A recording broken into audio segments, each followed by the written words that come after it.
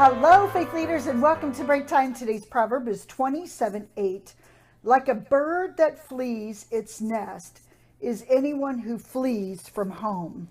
Like a bird, it's just interesting. Like a bird that flees from its nest, and we would not see a bird fleeing from its nest and leaving the responsibility behind. I mean, that's something that very rarely happens, and I can't figure out why a bird would do that other than I have no idea. I haven't studied birds. But I do know one thing. Solomon is trying to make a point of that's compared to us fleeing our home. Fleeing has such a word that it's what Jonah did as well. He fled to try to flee from his responsibility. And fleeing is like, I have a lot of responsibility and yet don't want to do it.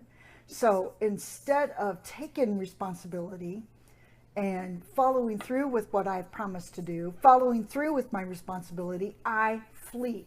I say no more and I give up. Now, a lot of people can do this so conspicuously that they say they've been called to another place. Often God gets blamed for fleeing, that's not the place that they're supposed to be, so they're fleeing to a different place and they leave a ruckus behind. And that's what fleeing does. Fleeing leaves disaster behind.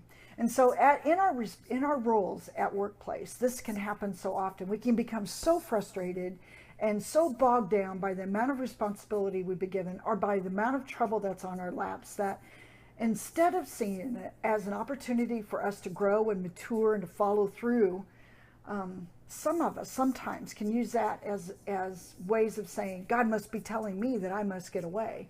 Do you know oftentimes it's in the amount of responsibility or troubles that are centered right there upon us that God may be speaking the clearest to us, saying, stay. I want to do a work in you.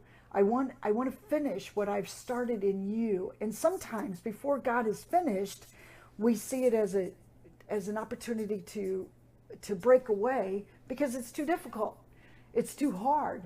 And so as in your workplace, look at those circumstances and situations as not fleeing opportunities that I can't stand it anymore, I've got to get away. But look at it as an opportunity to say, God, this is too much for me. You are going to have to help. Don't flee the nest before it's time for you to actually walk away from it. Look at it as an opportunity for God to just really do a miraculous work in and through you. Have a blessed day.